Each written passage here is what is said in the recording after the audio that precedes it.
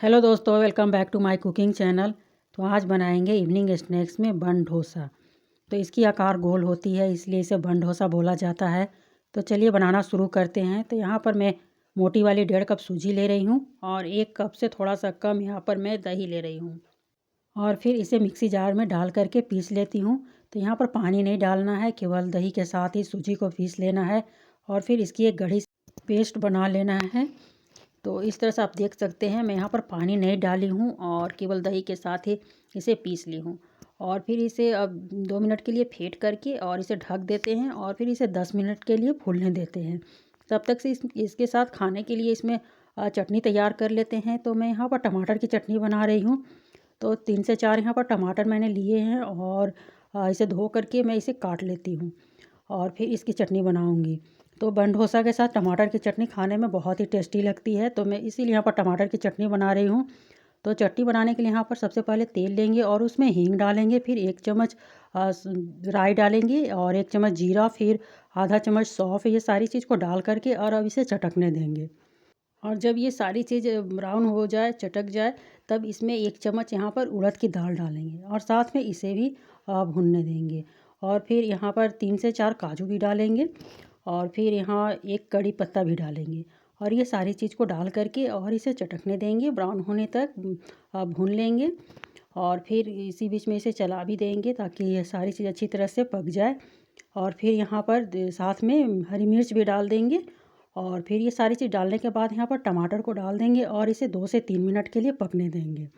और फिर इस तरह से इसे पका लेंगे और फिर यहाँ पर कश्मीरी मिर्च लेंगे और इसे तोड़ करके डाल दे रही हूँ। कश्मीरी मिर्च से इसके कलर बहुत ही अच्छे आएंगे चटनी के और देखने में भी अच्छे लगेंगे और खाने में भी टेस्टी लगेगी। और फिर यहाँ पर स्वाद अनुसार नमक डाल दे रही हूँ। और अब ये देख सकते हैं 2 से 3 मिनट के लगभग इसे पक गई है।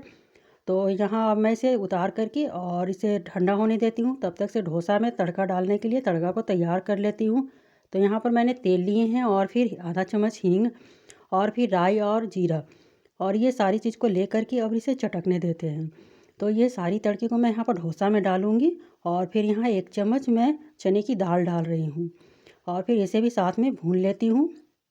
और फिर इसमें 1 कड़ी पत्ता भी डालूँगी। तो मैं यहाँ पर कड़ी पत्ता डाल दे रही हूँ।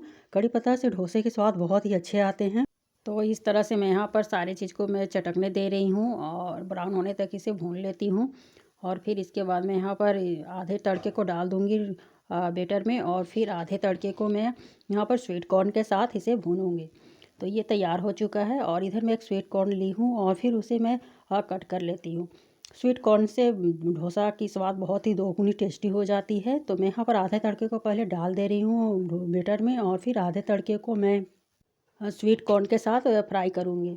तो यहाँ पर मैं स्वीट कॉर्न को भी डाल दे रही हूँ और फिर इसे मैं 2 से 3 मिनट के लिए फ्राई कर ले रही हूँ।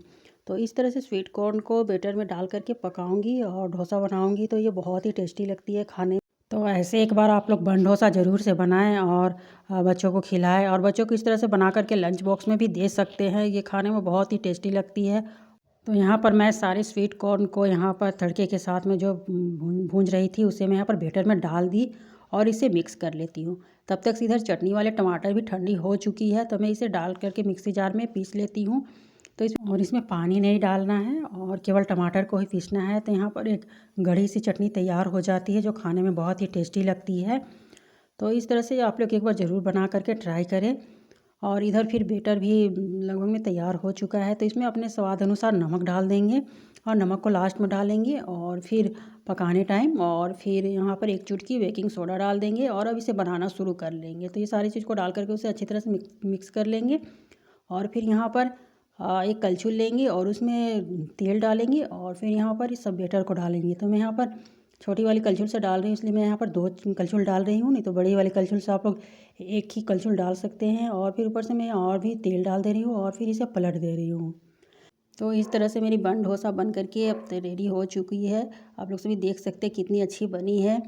तो अब मैं दोबारा भी इसी तरह मैं डाली और फिर मैं इसे भी निकाल ले रही हूँ। तो इस तरह से मेरे सारे एक एक करके बन डोसे तैयार हो जा रहे हैं।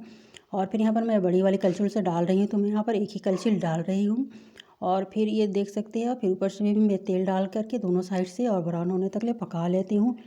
तो इस तरह से मेरे सारे बन डोसे तैयार हो चुके हैं, तो मैं इसे सर्व करने के लिए अब निकाल ले रही हूँ। तो इस तरह से आप लोग एक बार ज़रूर से बना करके ट्राई करें, और मेरी रेसिपी आप लोगों को कैसी लगी आप लोग ज़रूर से कमेंट में बताएं, और लाइक कमेंट शेयर भी करें, और फेसबुक को फॉलो करें, यूट्यूब चैनल को सब्सक्राइब करें। तो आप सभी देख सकते हैं कितनी अच्छी बनी है, और एक खड़ी सी चटनी भी तैयार हो गई है जो खाने में साथ में बहुत ही टेस्टी लगती है। तो आप लोग ज़रूर से बनाएं, ट्राई करें। तो मिलते हैं नेक्स्ट वीडियो में, तब तक से धन्यवाद।